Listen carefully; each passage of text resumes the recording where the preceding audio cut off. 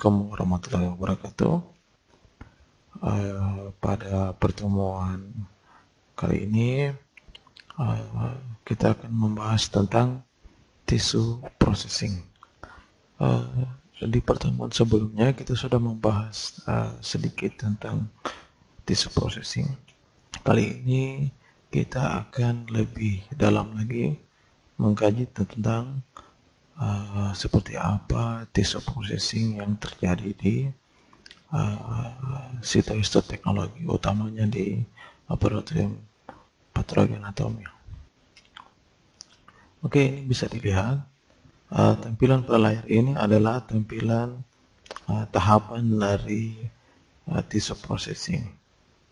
Dari A, proses pemotongan, cut off, kemudian dilakukan fiksasi, kemudian dehidrasi, clearing, infiltrasi, dan terakhir adalah embedding.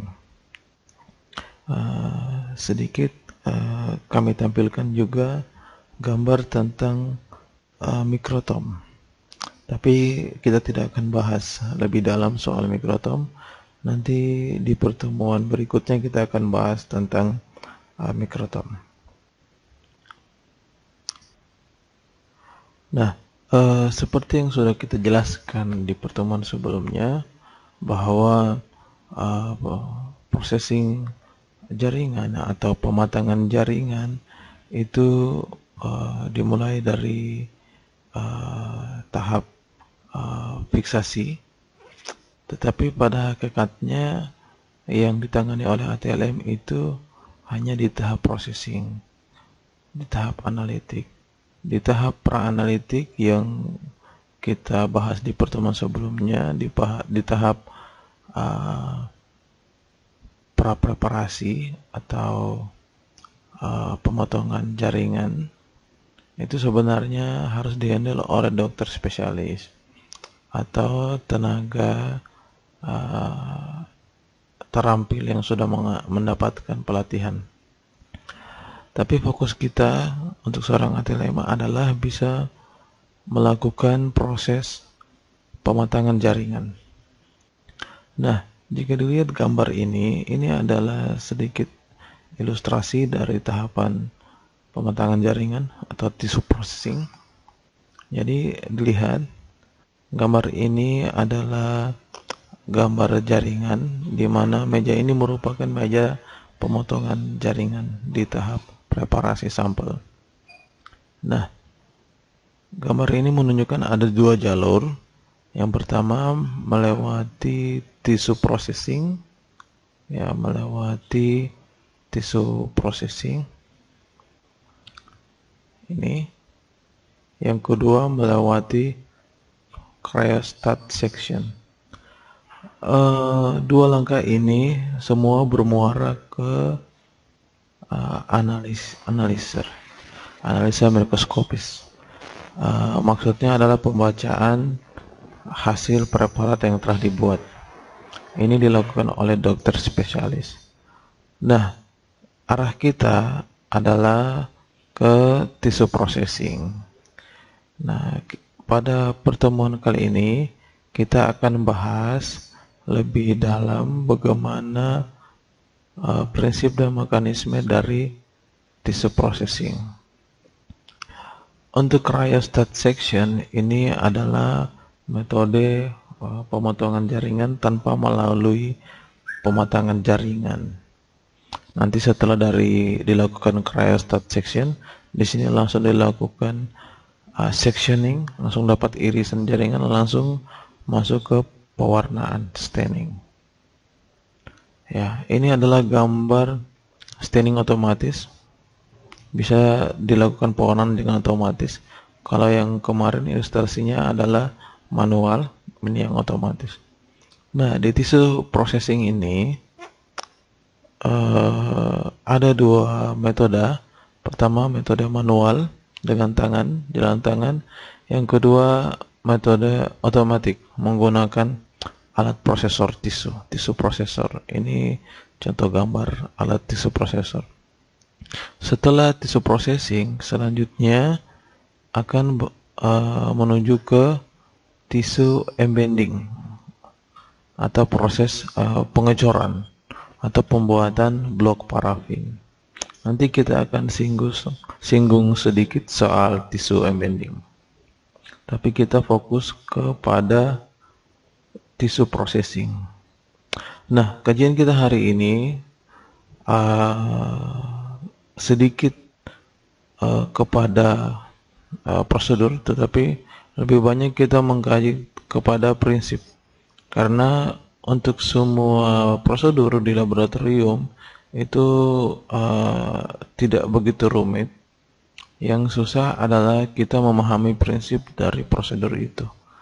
Jikalau kita sudah memahami prinsip dari beberapa prosedur atau sebuah prosedur, kita bisa memahami apa tahapan-tahapan yang akan kita lakukan selanjutnya. Oke. Nah, ini adalah garis start dari tisu processing. Di depan adik-adik sekalian bisa dilihat ini yang disebut dengan kaset ya, Ini disebut dengan kaset. Kaset ini kalau kami itu membedakan kaset menjadi dua jenis. Ada namanya kaset embedding, ada namanya kaset processing. Nah, kaset processing ini biasanya identik dengan berpenutup, ya, punya penutup. Sedangkan kaset embedding itu tidak berpenutup. Nah, ini tahapan dari proses peletakan jaringan di dalam kaset. Nanti diberi label dulu sini dengan menggunakan pensil, kode, tidak boleh nama, boleh kode, yang nanti ada koherensi dengan namanya. Kemudian dipasang penutupnya, lalu diletakkan jaringan yang akan diprocessing. Setelah itu ditutup, letakkan, lalu ditutup dan siap diletakkan di prosesor otomatis tisu, atau bisa juga dilakukan dengan processing manual. Akhir dari tahap tisu processing ini itu adalah blok parafin, atau beberapa referensi memasukkan embedding sebagai akhir dari tisu processing, sehingga karena embedding itu identik dengan pengecoran yang nantinya akan menghasilkan blok parafin, sehingga untuk embedding beberapa referensi menyebutkan dengan nama blocking parafin. Nah, ini adalah gambar dari blok parafin ya. Setelah menjadi blok parafin ini selanjutnya yang akan dilakukan pengirisan, sectioning di mikrotom. Ya, ini jaringannya, ini jaringan yang panjang, ini jaringan kecil. Setiap jaringan, pembentukan blok parafinnya berdasarkan dengan size dari jaringan itu sendiri. Jadi ini ada yang kecil, ya, ada yang besar, ada yang lumayan besar, dan ada yang sangat besar, bergantung dari size dari jaringan itu sendiri. Nah, prosesnya seperti sudah dikemukakan di awal bahwa prosesnya dilalui dengan dua jenis metode. Pertama, metode manual dengan jalan tangan. Yang kedua dengan automatic, menggunakan automatic tissue processor. Nah, ini salah satu contohnya. Jadi ini dibuka, di dalam ini ada wadah, ada bed. Ini kayaknya sampai 12 ya, 12 bed. Nanti di dalam ini diisikan cairan-cairan yang digunakan dalam tahap processing. Nah, apa prinsip dari tissue processing itu sendiri? Prinsip utamanya adalah untuk menghilangkan cairan yang ada dari dalam jaringan. kemudian memindahkan, menempatkan medium yang bisa mendukung sehingga jaringan tersebut menjadi cukup keras untuk dilakukan pemotongan tanpa terjadinya kerusakan pada jaringan itu sendiri. Jadi maksudnya adalah kita melakukan pengeluaran cairan yang ada dalam jaringan dan kemudian diganti dengan cairan lain yang membuat jaringan itu menjadi cukup kuat sehingga bisa dilakukan pengirisan dengan menggunakan mikrotom tanpa adanya kerusakan. Ya. Nah, ada 4 hal yang harus diperhatikan yang sangat mempengaruhi dari laju processing. Yang pertama adalah agitasi, yang kedua adalah heat, pemanasan, yang ketiga adalah viskositas, yang keempat adalah vakum. Ya, keempat ini berkontribusi terhadap laju processing sehingga mempengaruhi pula pada hasil dari processing yang kita lakukan.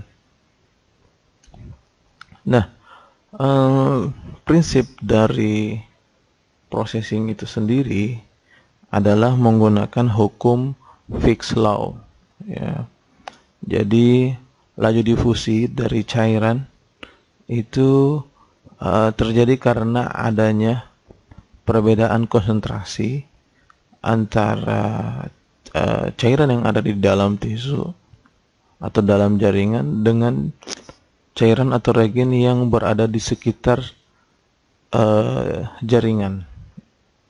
Ya, sehingga nanti akan terjadi daya tarik menarik untuk mencapai kondisi proporsional atau kesetimbangan.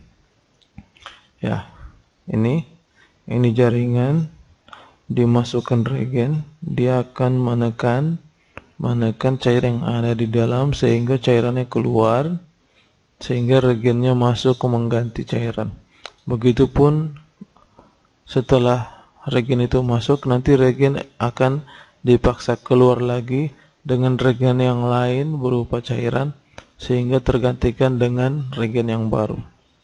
Nah, prinsip ini melibatkan beberapa sifat fisika, yakni termodinamika, adanya tendensi termodinamika dari regen. Yang kedua adalah adanya tendensi dari temperatur, ya, temperatur, ya, sehingga permukaan atau pori-pori jaringan itu cenderung akan elastis sehingga terjadi tukar menukar cairan dengan cukup maksimal.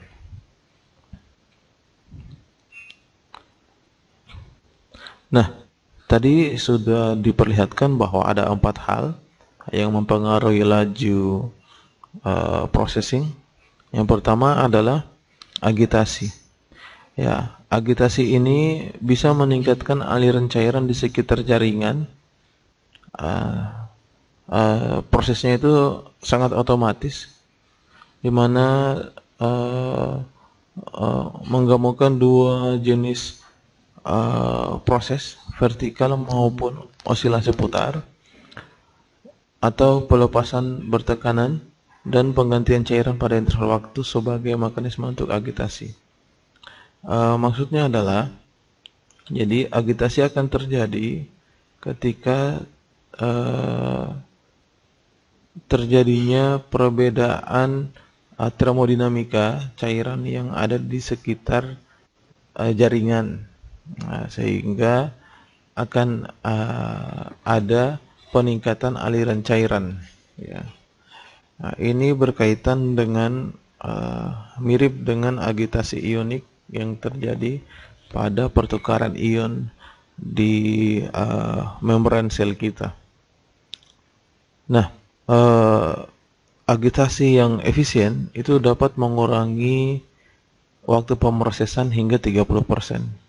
Jadi kalau agitasinya maksimal, proses pertukaran ionnya maksimal, itu bisa memangkas waktu processing hingga 30%.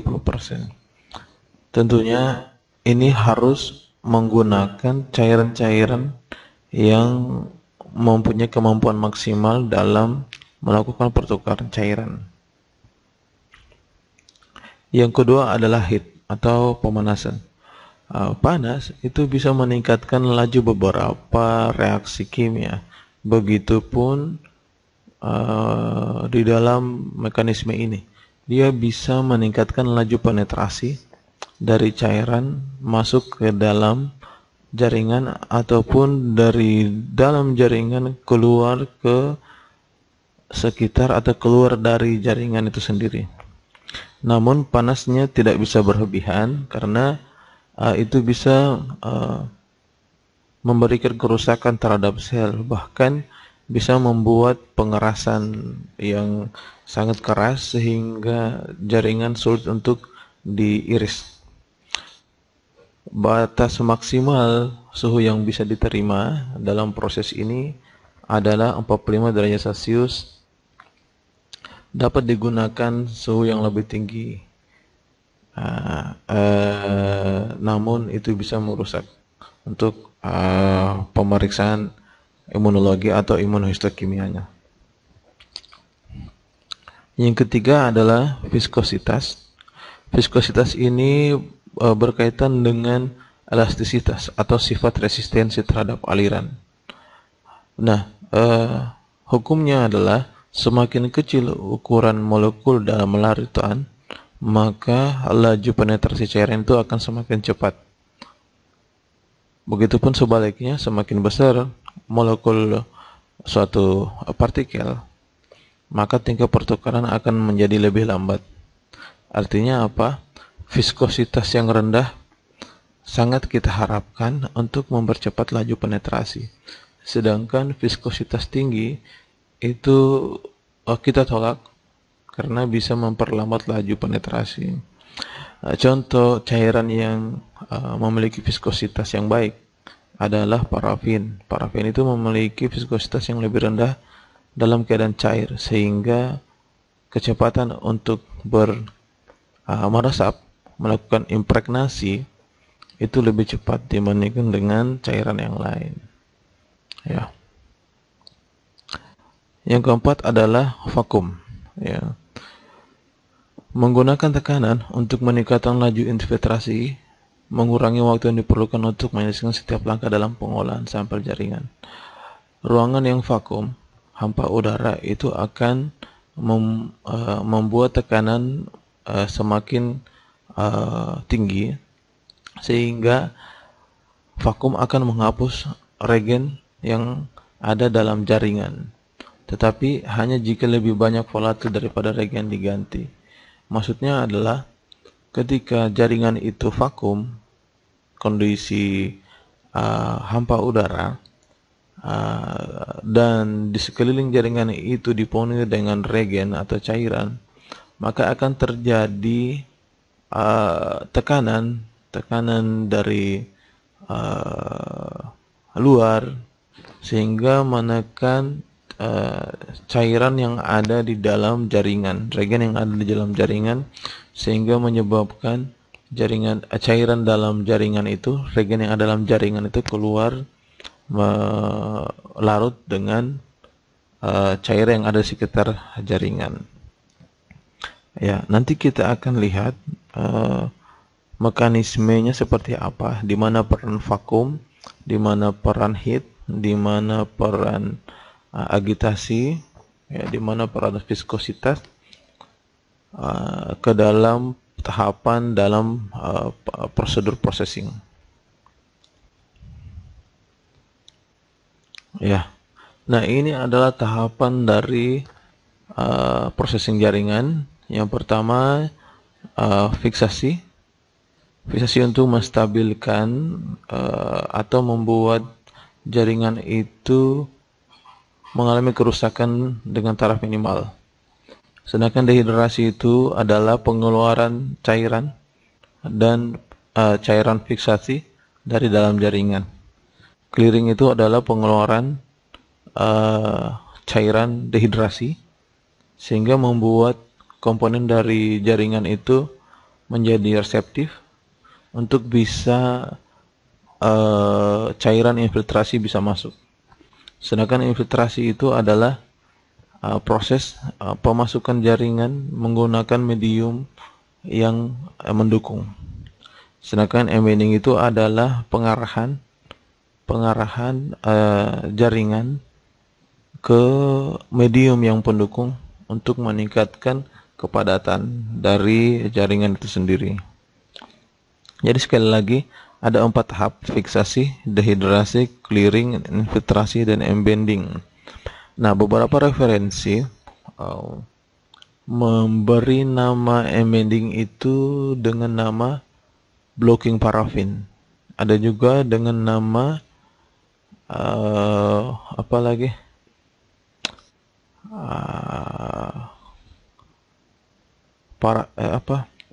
Blocking parafin. Ada juga dengan nama pengecoran Indonesianya. Ya, seperti itu. Kita lihat fiksasi itu sangat dipengaruhi dengan ukuran dan tipe jaringan. Ya, ini juga akan mempengaruhi penentuan kaset yang akan digunakan agar proses fiksasi bisa berjalan dengan maksimal. Nah, ukuran jaringan yang dipotong ketika tahap pemotongan awal itu diusahakan dengan ketebalan 2-4 mm, dan kalau bisa tidak overfill, besarnya tidak menutupi kaset secara menyeluruh, agar nanti ada ruang cairan bisa berkontak dengan jaringan itu sendiri, tidak full di dalam kaset itu diisi setiap sudut dengan jaringan, tetap harus ada space. Nah, cairan yang biasa digunakan dari tahap fiksasi itu adalah bisa dikenal dengan formalin atau NBF, konsentrasi 10%, biasa orang sebut dengan formalin, tapi referensi sebutnya NBF, neutral buffer formalin. Dia bertindak sebagai buffer, juga bertindak sebagai fiksasi. Nah, tahap kedua adalah dehidrasi. Di tahap ini yang terjadi adalah removal, pengeluaran, pemindahan free onboard water atau cairan yang tidak terikat, yang bebas, dan cairan fiksasi dari dalam komponen jaringan. Nah, regen yang digunakan sebagai cairan dehidrasi itu kebanyakan bersifat hidrofilik atau suka air, ya, dengan tingkat kepolaran tinggi. Dengan harapan semakin tinggi kepolaran, maka dia akan semakin mudah melarutkan cairan. Artinya apa? Semakin hidrofilik berarti dia semakin kuat untuk menarik cairan yang ada di dalam jaringan. Ya, itu konsepnya secara kimia. Secara kimia pula, kepolaran itu ditandai dengan adanya ikatan hidrogen. Nah, beberapa cairan dehidrasi itu contohnya adalah etanol, etanol aseton, campuran etanol dengan aseton, metanol, isopropil, glikol, dan alkohol denaturasi. Etanol itu kita sering sebut dengan alkohol. Ya. Tahap kedua adalah clearing. Clearing regen itu adalah regen clearing yang berada di antara tahap dehidrasi dengan tahap infiltrasi. Jadi dia merupakan cairan yang bisa berada di cairan dehidrasi dan cairan infiltrasi. Artinya dia bisa melarutkan kedua cairan tersebut. Ya, makanya cairan clearing ini haruslah dia familiar atau bisa eh, familiar sama dengan molekul protein. Sehingga memudahkan nanti untuk melakukan penarikan atau melarutkan beberapa cairan yang ada di dalam protein.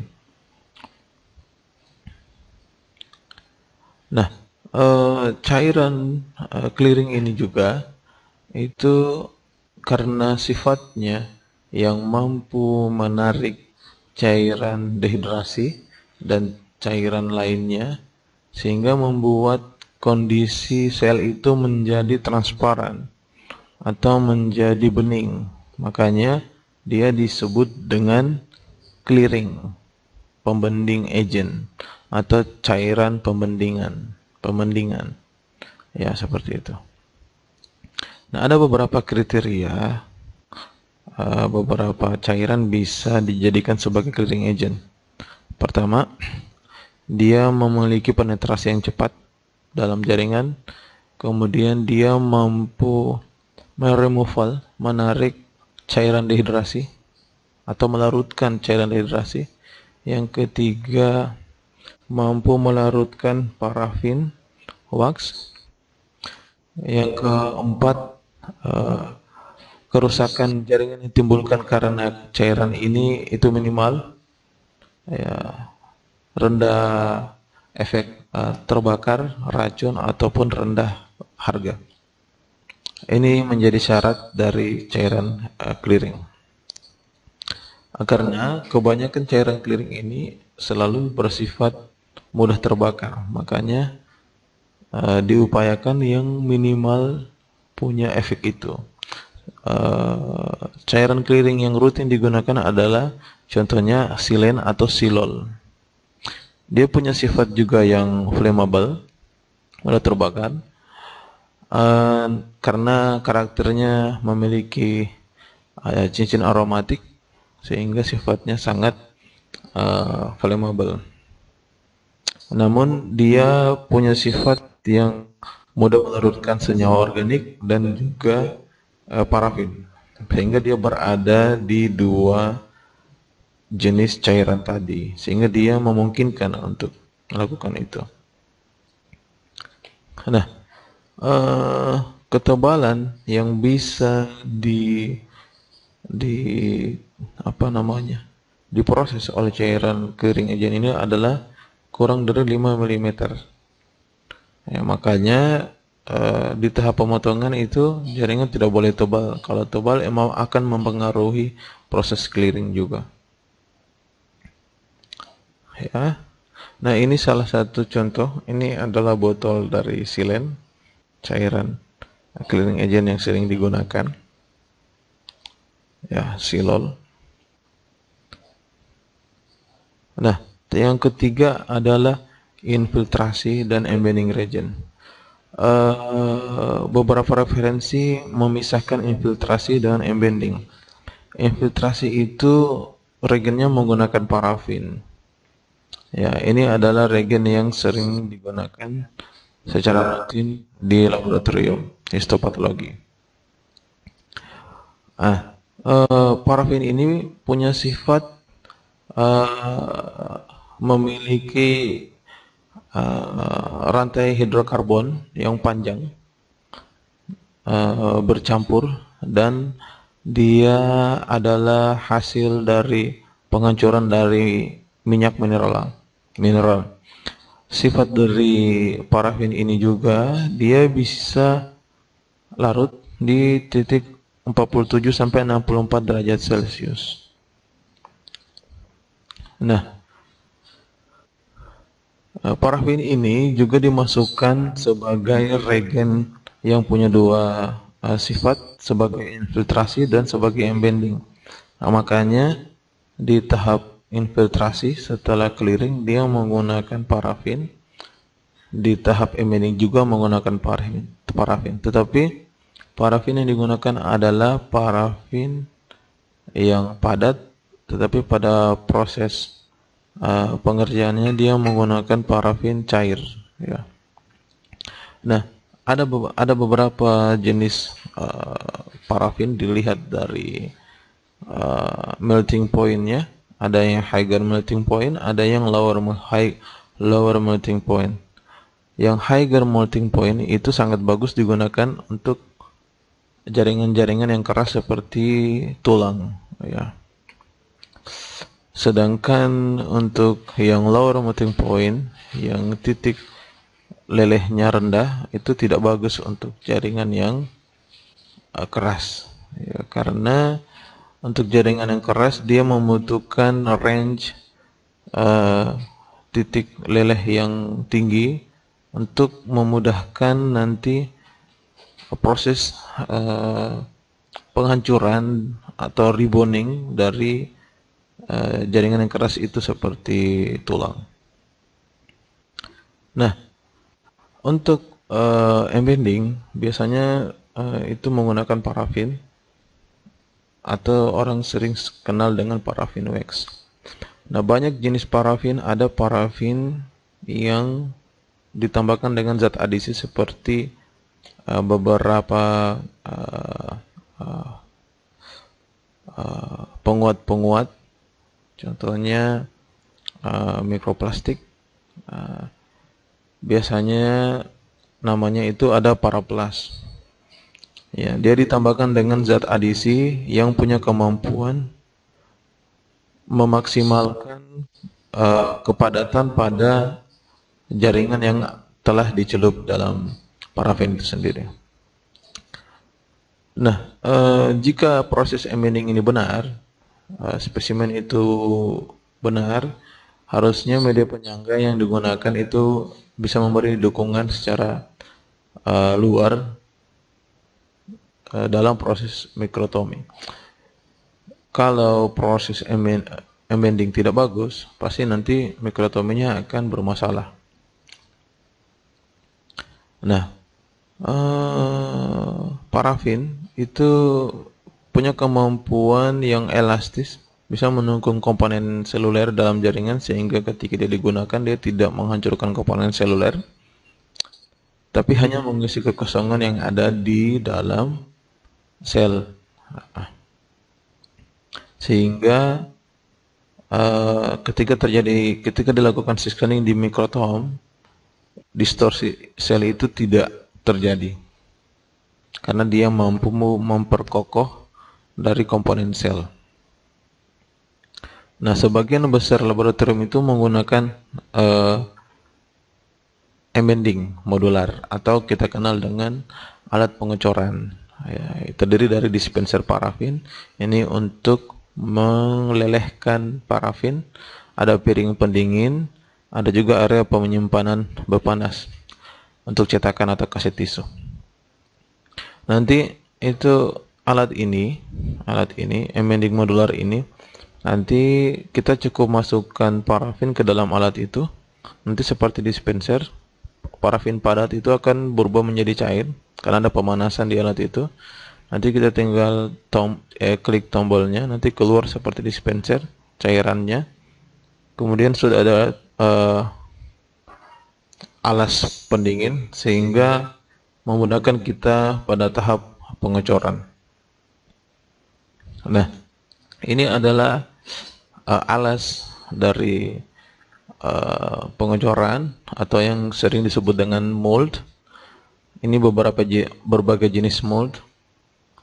Nah, ini besaran dari moldnya itu bergantung dari besaran jaringan. Kalau jaringannya besar, kita menggunakan yang ini, lebih besar lagi ini.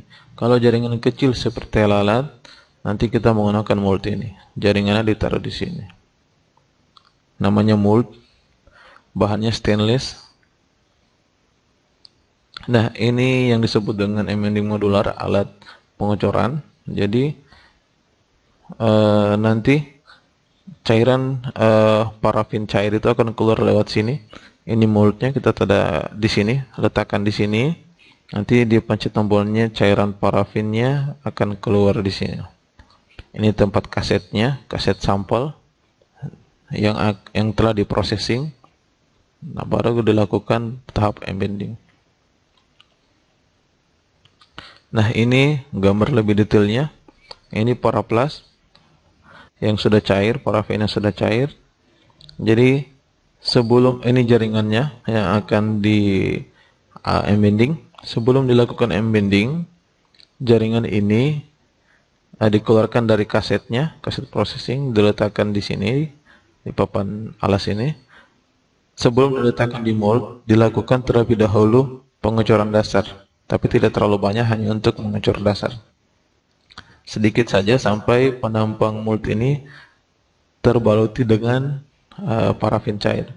Setelah itu nanti diambil menggunakan pinset, diletakkan di tengah jaringannya, lalu disiram lagi dicor lagi dengan parafin sampai full.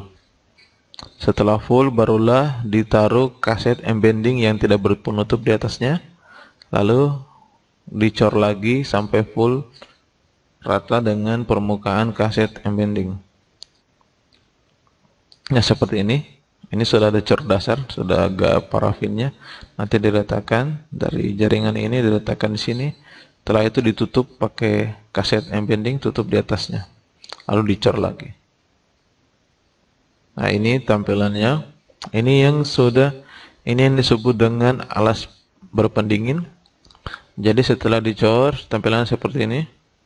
Dicor full, diletakkan di sini. Nanti mold ini akan meresap suhu dingin sehingga membuat parafin ini menjadi padat atau membeku. Ya.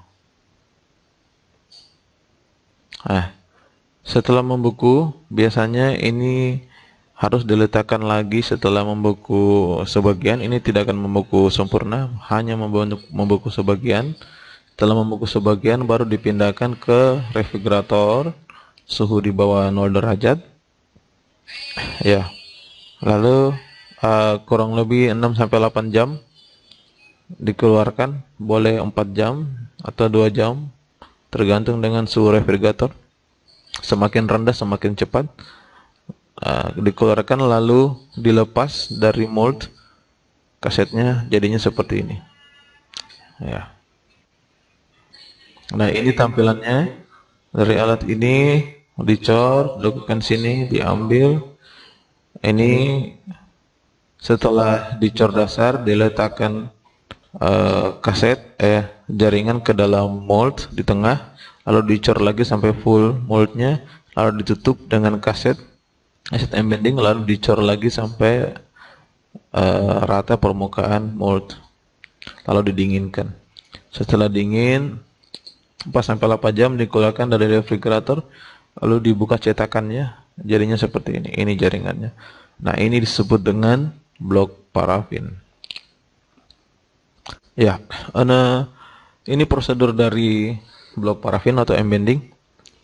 Nah, tadi diletakkan tisu kaset di tempat cairan melting, lalu diisi parafin sedikit, diletakkan jaringannya, lalu dicor lagi, lalu didinginkan. Nah, ini alatnya tadi. Ya, ini suhunya 60 derajat. Kita sudah bahas tadi, suhu paling maksimal itu di 60 derajat Celcius. Ini tempat kaset, penutup kaset. Ini tempat mold binnya. Ini tempat parafinnya. Taruh di sini, nanti dipanaskan di sini, dia akan mencair. Ini dispensernya, ini pengatur suhu untuk pendinginnya. Ya. Nah, ini adalah tahapan dari processing. Ya, ini adalah processing overnight processing schedule. Jadi bisa dilihat, ini 1 jam, ini 40 menit, 30 menit. Ya. Ini temperaturnya 38, 60 hanya di parafin. Paling maksimal 60. Saya biasanya gunakan 59 sampai 60. Nah, dari 14 tahapan ini, disinilah akan terjadi 3 prinsip tadi. Yang pertama adalah dehidrasi, yang kedua adalah clearing, yang ketiga adalah infiltrasi. Sebelum 3 tahap itu, tahap Yang di atas adalah fiksasi. Ya, di mana itu? Kita coba lihat. Ini sebagai konklusi. Formalin ini, ya, ini sebagai tahap fiksasi. Ya. Sedangkan alkohol ini sebagai tahap dehidrasi. Ya. Silen ini tahap clearing, sedangkan parafin ini adalah tahap infiltrasi. Ada juga yang disebut dengan impregnansi, ya, penyerapan atau penyusupan. Clearing itu pembersihan atau pembeningan. Dehidrasi itu adalah penghilangan cairan. Nah, kalau diperhatikan di sini,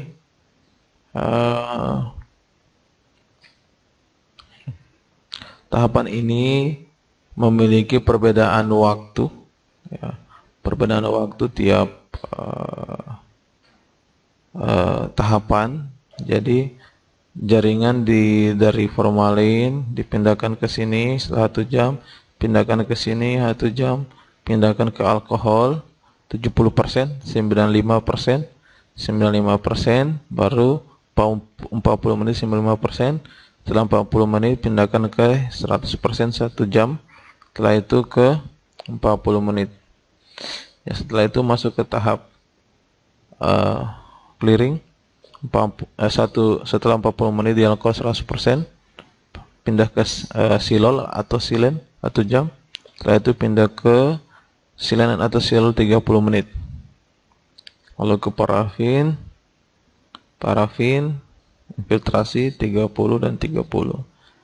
Ya, nah, seperti ini tahapannya. Berbagai referensi yang sebelumnya saya tunjukkan juga tahapan dari processing itu ada perbedaan. Nah, setiap referensi itu punya metode masing-masing. Setiap laboratorium PA itu punya metode masing-masing. Nah, tahapan ini bisa berubah bergantung dari jenis jaringan yang akan diprocessing. Biasanya kalau yang sudah sering-sering itu kita sudah tahu, oh kalau breeze atau mamai itu tahapannya begini, waktunya itu begini. Lain lagi kalau jaringan yang lain. Tetapi pada prinsipnya sama, alkohol, silol, parafin. Hanya terjadi variasi di waktu dan konsentrasi dari alkohol. Ya, tetapi pada prinsipnya alkoholnya adalah alkohol bertingkat. Ya, seperti itu. Oke, saya kira sekian pembahasan kita tentang tissue processing. Jika ada yang ingin ditanyakan, silakan ditanyakan, tulis di kolom komentar. Jangan lupa absensi seperti biasa. Absensi masuk, tulis di kolom komentar. Absensi setelah selesai, nanti akan kami share di link di deskripsi. Sebagai tugas, nanti setiap orang soalnya adalah mengapa pada tahap dehidrasi itu harus menggunakan alkohol bertingkat, ya, dan juga itu nomor 1, mengapa pada tahap dehidrasi menggunakan alkohol bertingkat dari 70, 95 dan 100. Kenapa tidak 70 saja begitu? Nah, yang kedua, soal nomor 2, kalian cari mengapa pada tahap dehidrasi, dehidrasi, clearing, dan infiltrasi itu dilakukan berulang. Misalkan ini silen 2 kali, ada yang 1 jam, ada yang 30 menit. Nah, parafin dilakukan 4 kali, 30, 30, 30, 30. Kenapa tidak 1 kali saja, tapi durasinya jadi 2 jam? Begitupun alkohol. Kenapa dilakukan berulang?